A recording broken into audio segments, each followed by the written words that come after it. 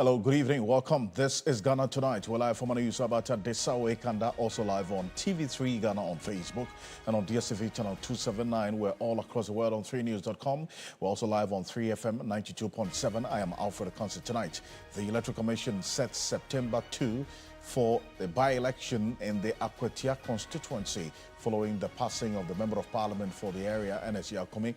Both the NDC and the MPP are already on the ground, gearing up for the contest. We assess the mood in the constituency. There's something significant that happened earlier today with respect to the New Patriotic Party preparations ahead of that by-election. Stay with us. We're in Akwatia tonight. Also, incarcerated former managing director and founder of the defunct Capital Bank, William Ato Essien, granted bail as he prepares to challenge his conviction. We'll dig into the details and unpack what this could really mean for the case moving forward. Stay with us on Ghana Tonight. Also, tonight on our radar, the government has once again revealed the curfew in Bawku municipality as part of ongoing efforts to contain the renewed conflict in the area. We have the latest on the new measures and the local response to this development. Stay with us. There's more in this, including the reduction of the policy rates by some 300 basis points. Both industry, the private sector, and indeed those who have been watching this financial space have been reacting to this. We'll have Professor Godfrey Bawku join us on Ghana Tonight. As always, you're an integral part of the conversation. Let's hear from you. The hashtag we're using is Ghana Tonight on Facebook and on X. Let's get talking.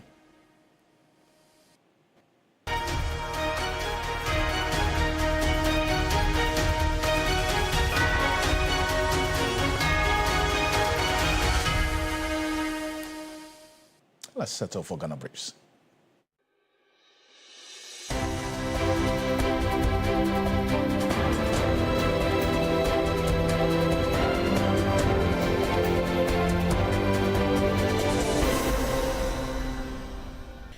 The Ghana Education Service says it is working with the Ministry of Education, WAEC, regional and district directors, and school leaders to ensure SHS 3 students in curfew-affected areas like Bawku and Nalerigu can write the WASI exams safely. According to a statement signed by the GES PRO, Daniel Fenyi, special exam arrangements and secure centers are being considered. For SHS 1 and SHS 2 students, alternative learning options are being explored as campuses remain closed for safety checks. The Ghana Education Service thanked the Interior Ministry for the swift evacuation of students and pledged to continue working with security agencies. It also urged all stakeholders to support efforts to maintain peace and protect education.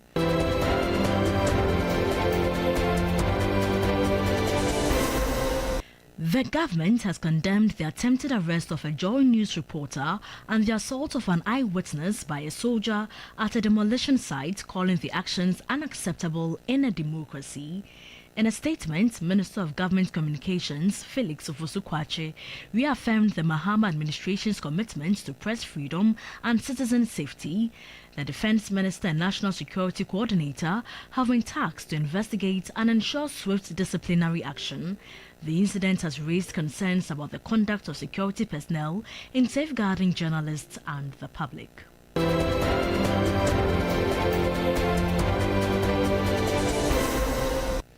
The Attorney General and Minister of Justice, Dr. Dominic Ayine, has rejected claims that investigative agencies are abusing the rights of citizens in the name of Operation Recover All Loot.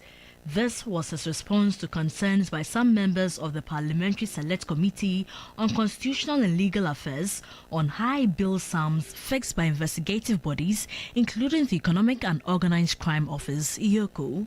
If you steal 70 billion, and you expect bail of 1 million, you are not even being reasonable yourself.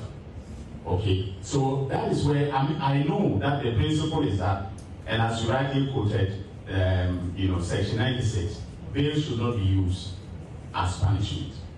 Okay, but bail should also be set in a way that makes it possible to deter the persons who, have committed the offense from escaping from the jurisdiction.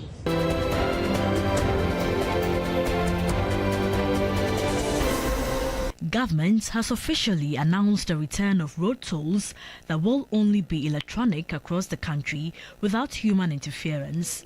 Speaking at the Government Accountability Series, the Minister of Roads and Highways, Governs Kwame Abuja, revealed that the new system will eliminate cash transactions at toll booths, replacing them with digital payment options including mobile money and electronic cards. 12 firms have submitted applications currently under evaluation. We are hoping that this will be based on electronic platform. There will be no physical barriers on any road, and the tolling would only apply to roads that are engineered.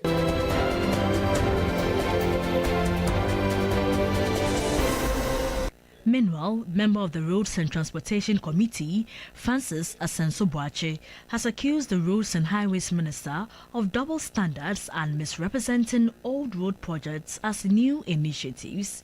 Speaking to the press in Parliament, the former Roads and Highways Minister said the previous administration completed over 13,000 kilometers of roads, a figure that contradicts statements made by the current minister. The Minister for Roads and Highways, Honorable Kwame Abuja, during his press briefing, are not only misleading, but reflect a worrying pattern of deliberate distortion and double standards. The minister claims that President Akufo-Addo's widely acknowledged achievement of constructing over 13, he mentioned 10,000, but the original figure is over 13,000 roads, is a mirage, because he did not see any such roads during his recent tour.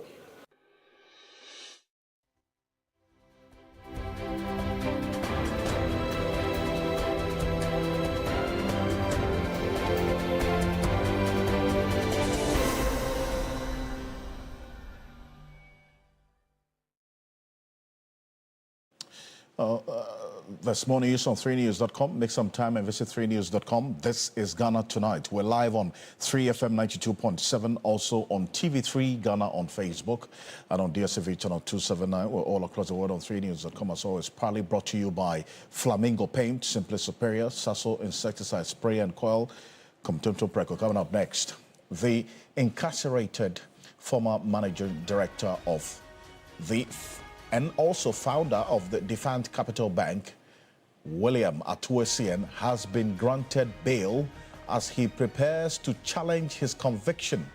Now, we'll dig into the details and unpack what this could mean for this particular case going forward.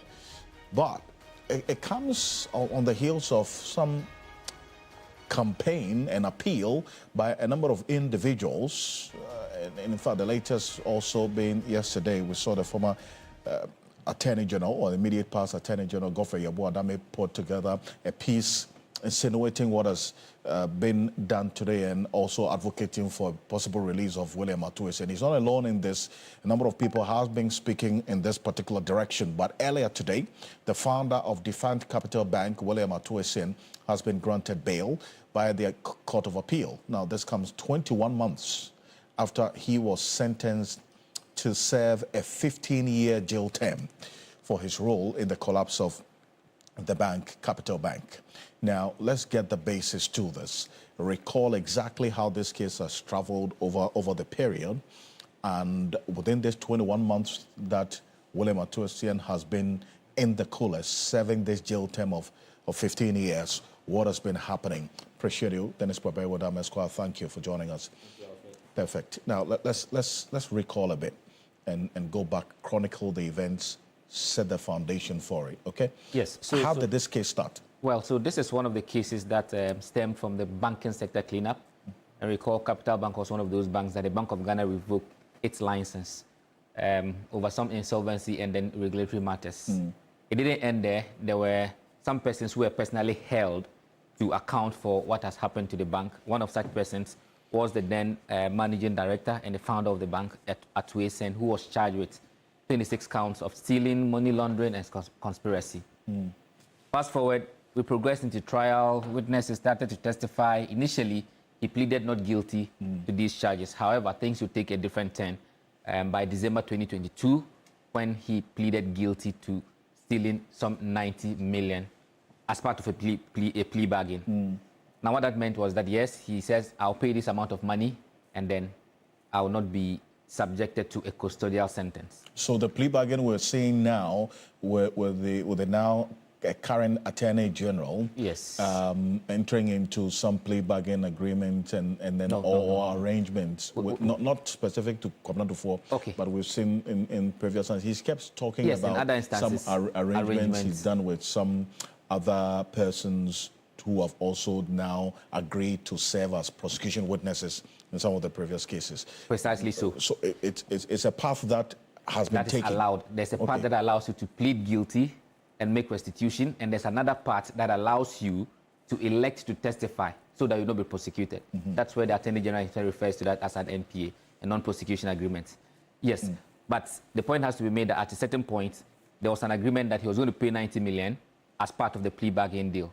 And in so doing, the settlement agreement was to the effect that he will pay the 90 million in 3 installments. First installment, 30 million, was paid shortly after the plea deal. So what it meant was that 60 million was outstanding. Unfortunately, he failed to meet the payment schedule after the first 30 million had been paid. The court threatened that if he doesn't pay up the amount, he was going to be put into prison. Fast forward, he was given a grace period. Unfortunately, he could not still meet the payment schedule. And then he was jailed for failing to honor that payment terms and sentenced to 15 years in prison. Now, what we have seen happen after this was initially a call from some members of the public. I think key person to have made that call publicly was KSM when he made that plea to the president for clemency. He cited some health reasons. What we are learning today is the fact that his lawyers, at the time when that plea was made, there was argument that yes, if it is indeed the case that he's not guilty of the offense, but it wasn't just about the health concerns, there was also a conversation about the fact that he may not have been guilty after all. And the conversation was that if that be the case, there is a legal route for you to want to challenge your being in custody or your being in prison. Now we have seen that legal step being taken by his lawyers.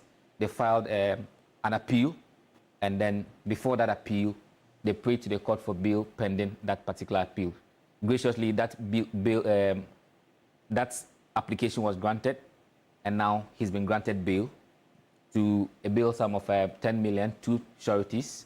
He had to surrender his passport and also to make some frequent report to the authorities that be as part of the bail conditions. So, Alfred, this is where we are. However, in the wake of that issue that you brought up, the Covenant 4 issue where the Attorney General has entered a nolle prosequi in respect of some charges that were leveled against him. In fact, he and 7 others were going through trial for similar offenses. That is to say, it also came out of the banking sector issues. There had been conversations about the possibility of then also having to relook this man's case. Because the argument, and principally the person who makes that argument, is the former Attorney General. When yesterday he wrote quite a lengthy piece to raise some concerns and even cite examples of how Ato Essien in his case, like we indicated, had paid some 30 million. And in fact, before he was incarcerated, he had paid an additional 9 million. So in all, he paid 39 million. Out of the 90 million? Out of the 90 million that he had agreed to pay. And even with that, he still went into jail. So it was the contention of the former Attorney General that now seeing what we are seeing, the Attorney General now enters into an agreement with Dr. Dufour and then the others in that particular matter to recover 60% of the money that the state had lost in that particular banking sector issue. His argument is that it is appropriate that when you look at it within that light, then maybe Ato Essien should be freed. And this is just a part of the exact text that he put out.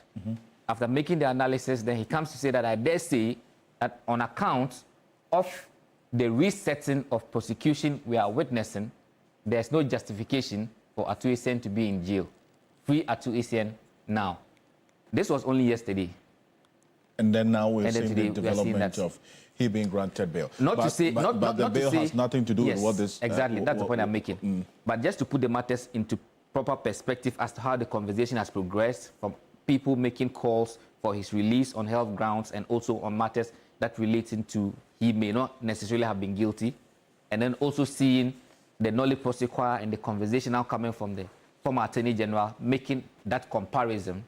That is the context within which we're having the concept, but not to say that this post that he made had anything to do with what's happened today. What happened today. It's a very, very important distinction that you need to make, and I appreciate you for this. Stay with me, Dennis. Lawrence Wampong Rekon is a private legal practitioner. He's been following this case quite closely right from 2018 when this matter started playing out up until today. He's joining us on the telephone, on Zoom, beg your pardon, right now. Counsel, good evening. Thank you for joining us. Hello, lawyer, can you hear us? Good evening, Alfred. Great. And I appreciate you joining us this evening. I mean, whether or not William Ato Essien is guilty or otherwise, and whether he has to be freed, that will be determined by the court, is it not? Beyond the appeals and the comparison that's been made, isn't it? First of all, good evening to your cherished viewers. Yes, Alfred, that is the case. He has filed a notice of appeal at the Court of Appeal. So the Court of Appeal will look at the case, and based on the merit of the grounds of appeal that he has filed, they will determine whether the trial court decision should be set aside or otherwise. So the grounds of appeal is the catch. That's what to look out for, because as Dennis pointed out, he had pleaded, and there was a plea bargain arrangement, and which he had agreed to pay a 90 million cedis. But we don't know the full details of what exactly went into that, because then the plea bargain doesn't necessarily mean that he was then pleading guilty to said offenses, reason why he agreed to pay that amount. If so, then what is he appealing now? Yes, Alfred, thank you for the question.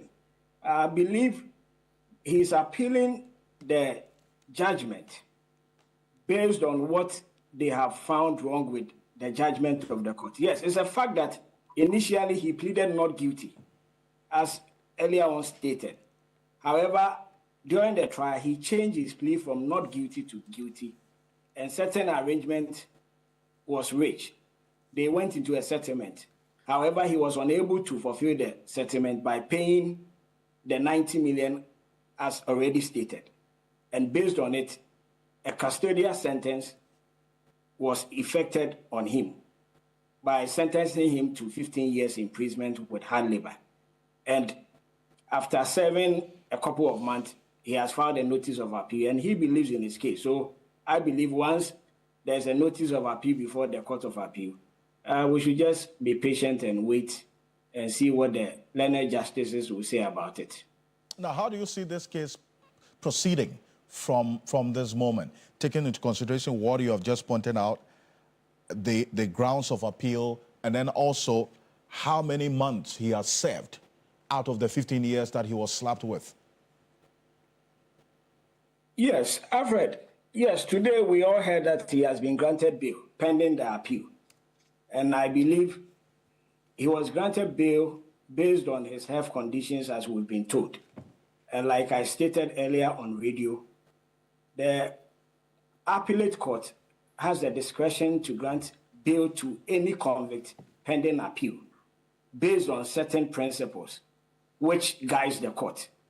And I believe, based on the affidavit that they filed, the court looked at it, the evidence before the court, and they felt that it was right for them to grant Mr. William Ato Essien bail. For the appeal itself, there's going to be what we call compilation of the records at the trial court, that is the High Court. After the compilation, same will be transmitted to the Court of Appeal. It is at the point where the Court of Appeal is seized with all the records from the trial court that they will summon the parties, that is the prosecution, which is the Attorney General, and Mr. William Ato Essien. Then they will be given further directions on when to file their written submissions. then the response from Attorney General, then a date will be set down when the court will give its judgment based on the argument, the written submissions made by both, parties. So for that, it will be unfair for me to make any statement because I have not even seen the grounds of appeal, but we know that they filed one. And how prominent will his health condition be in the scheme of things, taking into consideration the grounds of appeal as well as we have seen now? The grounds of appeal is distinct from his health conditions. The health conditions only comes in when the court is considering the bail application pending appeal. But for the grounds, they are the grounds that the convict, through his lawyer, feels that the trial court, that is the high court that tried the matter and convicted and sentenced him, if they find that there was some kind of miscarriage of justice, whether the judge erred in law or the facts were not applied properly, they will look at all those things. Those becomes the grounds. Then based on the grounds, they will come up with their written submission, which will meet the grounds that they have filed. Then the court will consider whether the grounds under which they are appealing the judgment is meritorious or otherwise. I see. It has nothing to do with his health condition. His health condition only comes in at the bail application. Because when you look at, when it comes to bail pending appeal, the court has a discretion to grant it. But it is one which is not usually granted. The reason being that the convict has gone through a trial and has been convicted and sentenced.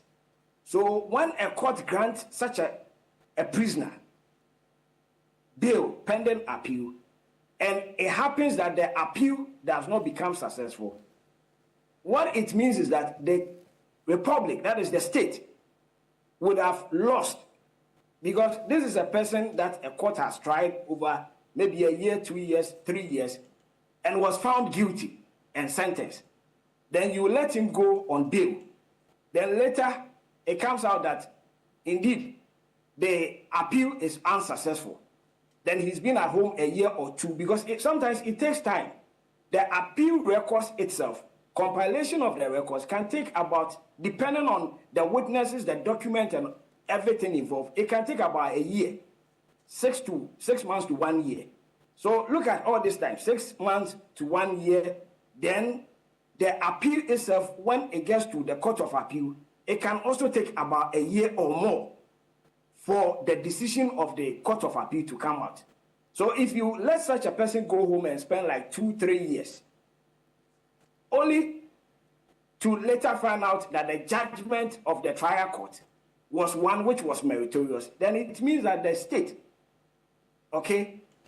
will be shortchanged. And that is why the courts are reluctant in granting bail pending appeal, but it's one that is available to every convict.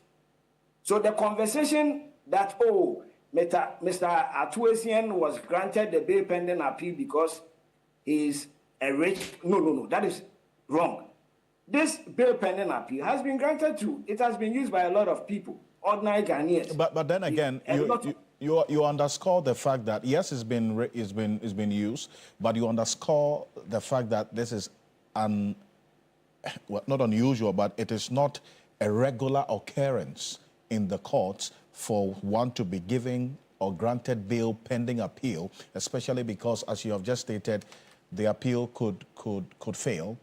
But then again, the person would have been at home, on bail 1, 2, 3 years, or for however long the appeal process will take. What is the consequence of this, if it so happens? Yes, but before that, let me say this, and I come back to your question. Right. The flip side is also correct. If the appeal succeeds, then you keep the person in prison for 2-3 years. So in this instance, he's serving a 15 years jail term. So if his appeal is going to succeed, and it's going to take, let's say, about 3-4 years, before the Court of Appeal comes out with its decision, what this will mean is that he would have also suffered 4 years, which is unjustifiable. So it is also one of the grounds that the court will look at. They also look at the grounds, as I mentioned. So if they find the grounds to be one that they see that there's reasonable prospect of success, it is one ground that, based on it, they can also grant what? Bail pending appeal. Now, back to your question. Yes, if it does happen that he's on bail now, the Court of Appeal decisions comes out, and it is one that is not in his favor, what it means is that he will go back to jail. He has not been left off. Let me put it that way. He is still a prisoner. He is just on bail pending the appeal. So it is not the case as if Mr. Ato Essien is no more a prisoner. He is still a prisoner. He has just been granted bail pending the appeal based on his health conditions. I see. But will the appeal in any way, maybe a quick one, impact on the balance of the 90 million so agreed under this plea bargain for which he couldn't meet, reason why he was slapped with a 15-year jail term? I stand to be corrected, but per my understanding, reading the whole situation, I don't see the 90 million to be the issue now, because he entered into a plea bargain, as you earlier said, and couldn't forfeit it. And instead of that, he was imposed with a custodial sentence, and he's appealing against that. Yes. So it has nothing to do. Yes, the 90 million can be an issue where he will make the case, as was earlier stated by your producer, that he paid 37 million out of the 90. And he could make the case that the sentence of 15 years is harsh and excessive. It's one that he can make per his grounds of appeal. I have not seen it, but it's one that he can make. Or the other grounds that may be considering the weight of evidence on record, he thinks that he shouldn't have been found, even guilty in the first place. But what is intriguing about this is where he changed his plea from not guilty to guilty. That is where we all wait to see how this will play out, because I've not seen the grounds that he's appealing. And I do appreciate your analysis of this. Thank you so much.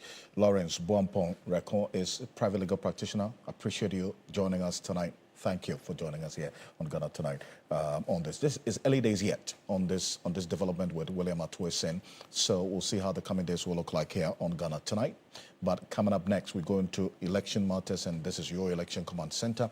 The Electoral Commission set September 2 for a by-election in the Akwatia constituency following the passing of the Member of Parliament, Alfred Ocansey. Both the NDC and the MPP are already on the ground gearing up for the contest. Now, we assess the mood in that constituency ahead of this crucial date that they have. The Electoral Commission has set Tuesday, September 2, 2025 as a date for the Akwatia constituency parliamentary by-election. And this was a statement the Electoral Commission issued earlier in the day. We'll put that statement on the screen right now.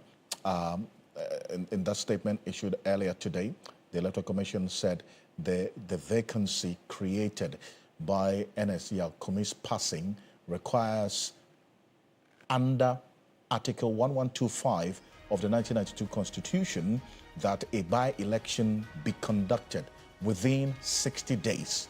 But there's already a lot of activity, and that's what the statement you see on the screen, that Electoral Commission says accordingly, the Commission will receive nominations from prospective candidates for the election of a Member of Parliament for the said constituency.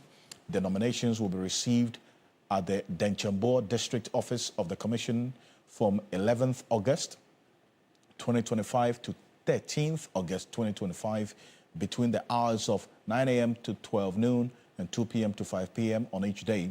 Interested candidates are required to download and give details there, and they say that prospective candidate may personally deliver a course to be delivered on his or her behalf by either the proposer or seconder of his or her nomination, the completed form. So the Electoral Commission has set the tone for this with this official announcement and this statement coming through earlier today. Already, as you do know, the NDC gave notice of the opening of nominations The vetting, we understand, will start tomorrow. I'm going to run through the three persons who have expressed interest to contest this by-election on the ticket of the NDC shortly. Stay with me. But let's go to the Akwatia constituency right now. And Yvonne Nikwe is a woman on the ground for us. Yvonne is connecting with us. It's good to have you, Yvonne. Good evening. Good evening, Alfred. Good to have you too. Wonderful. How's the mood in Akwatia tonight? Well, politics or electioneering has begun, and so it has begun hotly, especially when the New Patriotic Party has launched their campaign today. The NDC, we do know that today all three of them submitted their forms. As you rightly said, tomorrow vetting begins, and so when that process also ends for them, Monday, God willing, they will have to cast their ballot to elect an eligible candidate who would lock horns with the NPP, who has already picked a candidate. So yes, the constituency has begun politicking already. Fantastic. Give me a sneak peek into what happened earlier today when the NPP launched the campaign for the by-election in Akwatia. Well, it's been a mode of, as we say, getting everybody on board.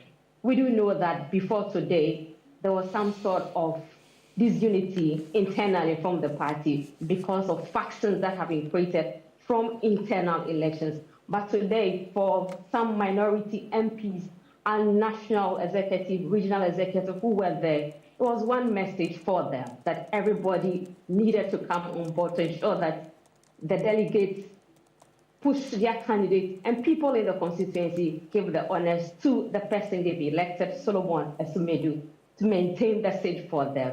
Now, when you watch the trajectory of Akwatia constituency polls, it cannot be a safe seat as we speak for any of the political parties.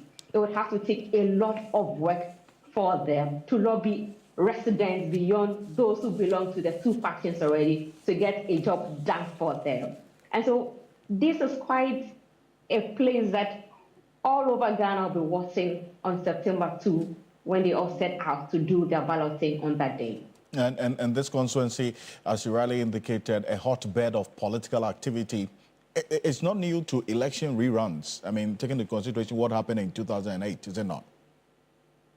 Well, it hasn't been a place where we said it hasn't gotten to this place before. We had some polling stations gone to rerun and seeing exactly the heat that has gone on. We've also witnessed very peaceful elections come off at that place.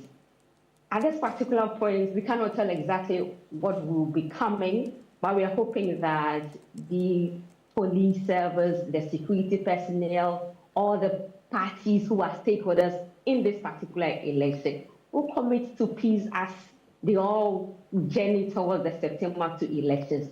It is obvious that many of them do not agree, especially on what has happened in other constituencies before today's election. But we're just hoping that whoever is supposed to step in as a peace council steps in to ensure that we're having peace as the elections comes up on September 2. And Yvonne, stay with me, because earlier today when you were there at the launch of that campaign of the MPP ahead of the by-election on September 2, the party has endorsed, as you mentioned, Solomon Asumedu, it's described as a miner, CEO of Owo Mining Company, and he spoke at the launch of the campaign. Let's hear from him. Promise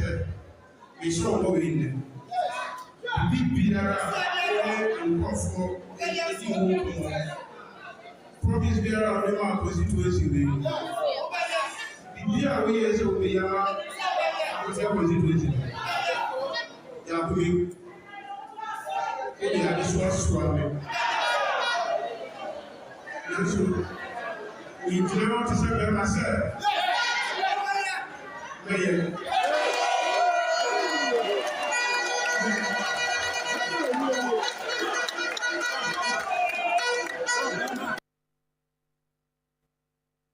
Well, so apart from him, that's the man you just saw speaking there is a Solomon Asumedu, who is the candidate endorsed by the New Patriotic Party for this by-election in the Akwatia constituency.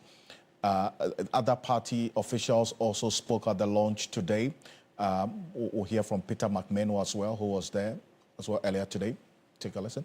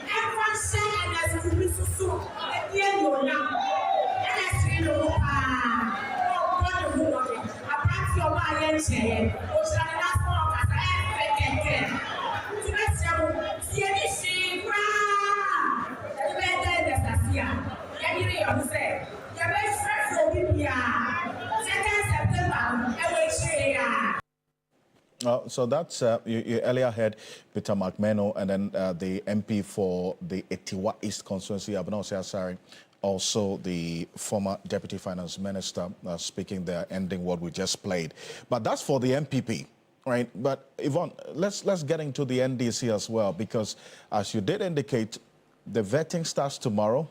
There are 3 persons who have expressed interest to contest on the ticket of the NDC, and we're going to put it on the screen right now. We have the pictures, we have the names, and it's a very interesting development in the camp of the NDC on this one. And Yvonne, I'm going to come to you shortly on this. So these are the individuals. Henry Bawku is the former member of parliament for the area, represented in fact, he won the 2020 elections. And in that 2020 elections as well, he went head-to-head with the late Ernest Yakomi. He beat him.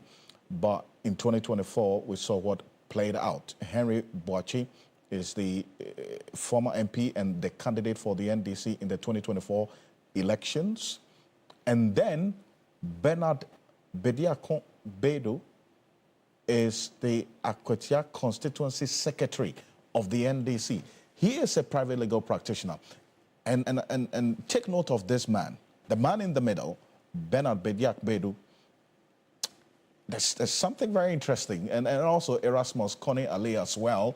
What we do know, these 3 individuals. Yvonne, tell us why, in fact, what's the relationship between Henry Bawku and the private legal practitioner that is Bernard Bediako-Bedu? Alfred, it's an interesting situation for the NDC in this particular primaries. We're seeing Henry Bawku and then Bernard Bediako. If you remember, a few months ago, Bernard Bediako was a lawyer for his client, who was Henry Bawku. So it is going to be a game between a lawyer, his client, and then the third person, Erasmus Cornell, who used to be an assemblyman and one-time presiding member. So these are the interesting status of these 3 persons going into the election on Monday, August 4th. It's an interesting situation. We don't know exactly what they are telling the delegates to actually give them the nod. But we spoke to 2 aides and Henry Bawku, who was today at the regional party office. All of them were touting the contribution to the party and to their constituency, raising the delegates to give them the choice. As for who the delegates are listening to, we will have to see that come Monday when they go to the ballot in the Akwatia constituency, where the groundswork will tell. So you mean when this dispute or the disputed Akwatia election results in the 2024 election, the election just ended, the lawyer for the NDC parliamentary candidate, that's Henry Bawku, in this case Bernard Bediako-Bedu, is now contesting his client, in this by-election?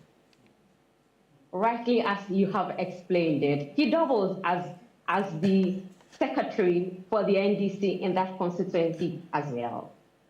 I say, that's interesting. I mean, do you have any idea of how things are playing out in there? I mean, the client who contested in 2024, getting to know that his lawyer who was helping him to fight his case in court after that election is going to contest him for the by-election. I had a chance to speak to Henry today.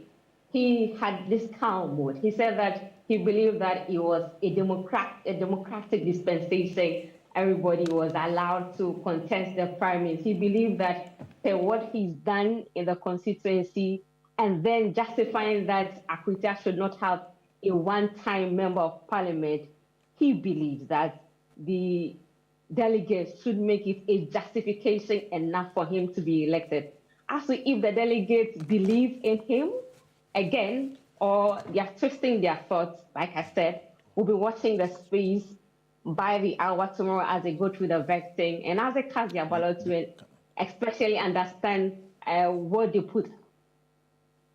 I say now, Yvonne, I appreciate you for this, and we'll build up strongly to that September 2 date, and I know you're going to be there on the ground for us, and between now and that date, we're going to be building up strongly to that day. I thank you so much.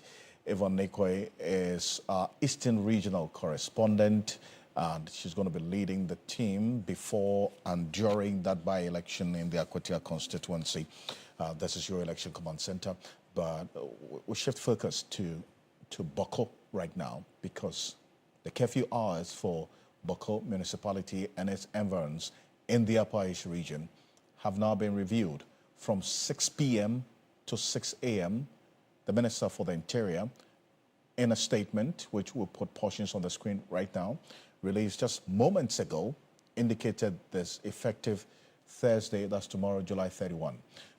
Those are the Minister for the Interior, on the advice of the National Security Council and by executive instrument, has reviewed the curfew hours for Bawku municipality and its environs in the Upper East region from 6 p.m. to 6 a.m., effective Thursday, July 31, 2025. Government calls on the chiefs, elders, opinion leaders, youth, and the people of the area to exercise restraint in the face of the challenges confronting them, as well as to use non-violent means to channel their energies into ensuring peace in that particular area. That's signed Mohammed Muntaka Mubarak, is a member of Parliament for the Aswasi constituency, and also the Interior Minister. That's not the only thing that's happened in the Bawku area, because from what we're learning now, the Ghana Education Service, GES, is saying it is in collaboration with the Ministry of Education, the West African Examination Council, and the regional district directors, as well as the leadership of the affected schools, to ensure that senior high schools, there's SHS 3 students writing the WASI exams in Bawku and Nalerugu under curfew are made to write under safe conditions. So that is the development right now in there as well. They have also indicated what measures they have put in place to ensure that the students write this exam in a safe environment. A release issued and signed by the head of public relations, Daniel Fenyi, said special examination arrangements and secure centers are currently under consideration. That is what we've gotten from the Ghana Education Service as well. Now, this is Ghana Tonight. We're back shortly after this quick break. We go straight into matters of the economy, finance specifically, and the policy rate, because that's coming up next. Earlier today, the Bank of Ghana reduced the policy rate by some 300 basis points. This is the first time where we have seen this over the last at least 3 years, that the policy rate has gone down with that particular margin. What does this mean for business, for the private sector, and also the economy generally? We'll be back shortly.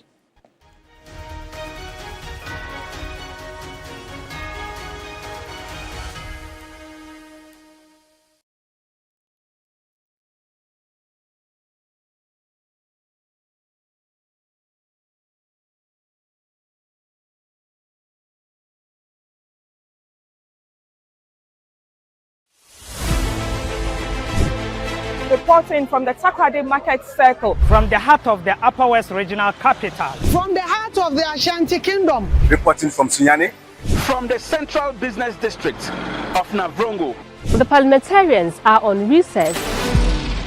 This is where it all unfolds, the moments that potentially alters the course of our nation and the world. These are the individuals we recognize, the voices we amplify, who appears on screen and who contributes behind the scenes. With professionalism at our core, we bring you news you can trust, impact journalism that makes a difference. This illustrates how diverse perspectives enhance our strength and reinforces our mission. This is 3 News, leaders in breaking news, exclusive interviews, facts and analysis on TV, radio, online and digital. 3 News, first in news.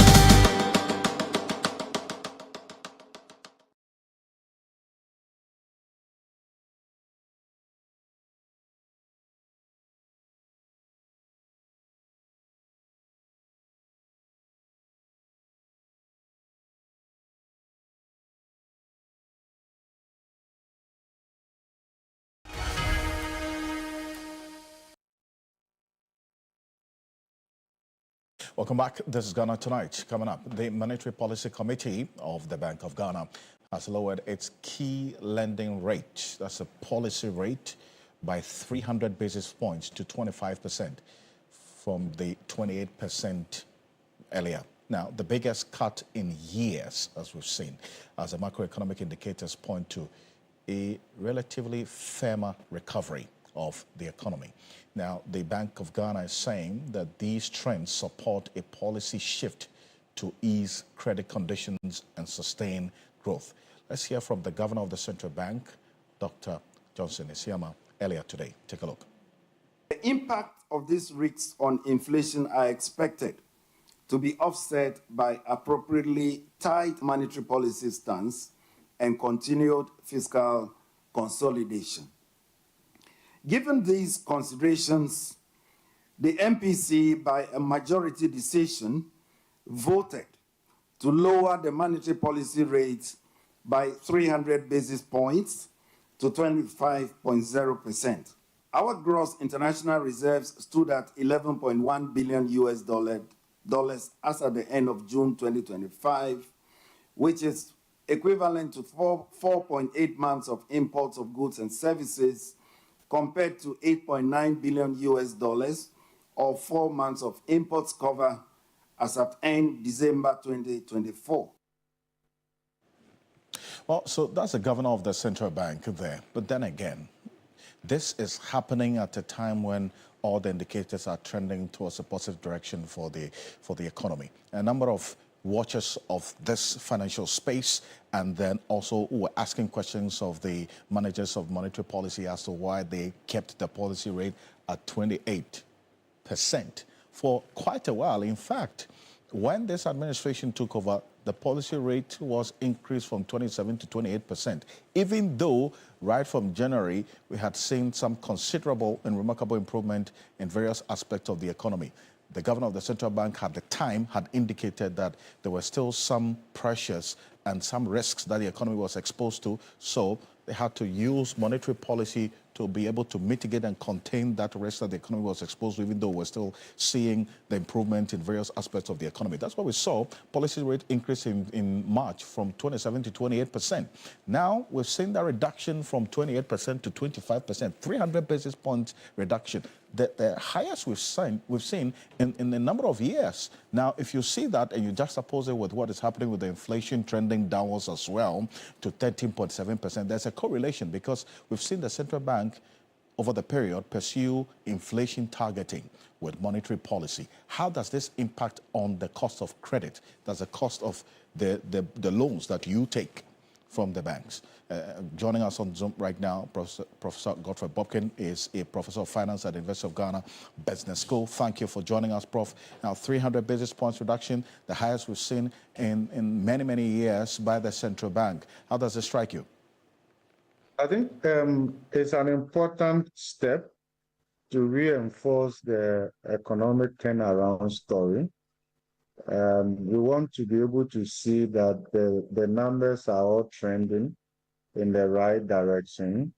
There has been consistent calls on various stakeholders for prices to come down. The policy rate is also a price, like, of course, any other price, and therefore we felt that there was a bit of a disconnect in terms of passing on the gains at the macro level to consumers, both consumers of credit, consumers of goods and services, because the drive now is to see that there's the trickle-down effect, there's a pass-through effect. And we have determined that one way of ensuring that macro-level development impact consumers directly, especially consumers of credit, is through the policy rate. And therefore, we felt that jacking up the policy rates at 28%, even when inflation had decelerated sharply to 13.7%, and the projection is that this will come down further, even to the extent that core inflation in itself had come down to below 13% or so. So we felt that there was considerable room for the central bank to cut the rates. And therefore, we were expecting that close to 500 basis points, but they did 300 basis points. I think that is a good start, and I'm hoping that in the next pricing window, this will come down further. I mean, they could have come down to about 500 basis points, and that will not cause dislocation in the economy at all. If you look at the trajectory of inflation, and again, if you look at core inflation, which is quite of importance to the central bank, and for monetary policy conduct. So I think that, yes, I commend them, but there's room for improvement. We need to do that. We need to align the rate and ensure that the Ghana reference rate also comes down, because 40% of the weight in the calculation of the Ghana reference rate, which is a benchmark rate for consumers, is attributable to the policy rate. And there's also a direct link between the policy rate and then the weighted interbank rate. So for now, what is holding the Ghana reference rate from coming down significantly is no more the Treasury bill, because the Treasury bill with a weight of 40% has done it per Treasury bill is below 15%, 91 day below 15%, but Ghana reference rate is in the 20s simply because 60% of the weight, which will come from the policy rate and then the interbank rate, these are rates that are stacked up there, not mirroring the economic turnaround. But the governor of the central bank was clear. A reason why he maintained the policy rate even at 28% over a period of the monetary policy review, because in his view and assessment of the economy, there were inherent inflationary risks that could still impact on the growth that we've experienced since January. Prof. But look at the gap. Look at where the policy rate is. Even before this pricing window, policy rate was 28%. Inflation had come down to 13.7%. Look at the spread. Look at the real return. It's unacceptable. The point is that we need to create an efficient market where the policy transmission is clear, is predictable. So you cannot keep that gap. You cannot keep that gap and urge other market players to bring down their rates, because it's not only Bank of Ghana that is mindful of inflationary pressures. Everybody else is mindful of inflationary pressures. So if we are urging other stakeholders to bring down price and the rest of them, I think we need to lead by example. And this wouldn't be out of emotion. This would not be emotionally driven. This will be driven by the data, because the data is telling us that inflation is firmly on the downward trend. The pressures are there, but they can be contained. They can be contained within the window that we have. And that is essentially the point that I'm making. Of course, central banks all over the world are very conservative and all of that. But I think one ought to be mindful that we do not create distortions in terms of trying to take advantage of the system by not passing on the gains to consumers of credit. We expect that there will be a pass on of the gains from economic turnaround, exchange rates, aggressive strengthening of the currency. We've seen how imported prices are driving down inflation. We've seen imported inflation much lower than or slightly lower than locally produced inflation. We've seen all those numbers coming down. I think consumers of credit must equally get their fair share of the gains that we are talking about. And these gains could have been passed on to consumers of credit without necessarily dislocating the monetary policy stand. I'm just looking at the gap. It's just unacceptable. I do appreciate your thoughts on this. Professor Godfrey Bawku is a professor of finance at the University of Ghana Business School. Thank you for joining us here on Ghana Tonight. And we'll be engaging with private sector as well to get their views on this policy rate reduction and how that's going to trickle down to the economy, essentially if cost of credit is low and they're borrowing at a lower rate, and how that would impact on the goods and services that the private sector, also sell to us. I want to say thank you so much for staying with us here on Ghana Tonight. We're back again tomorrow for another conversation. My name is Alfred Ocansey. Have a good night. Ghana Tonight is brought to you by Flamingo Paint. Superior durability, superior hiding, superior coverage, simply superior.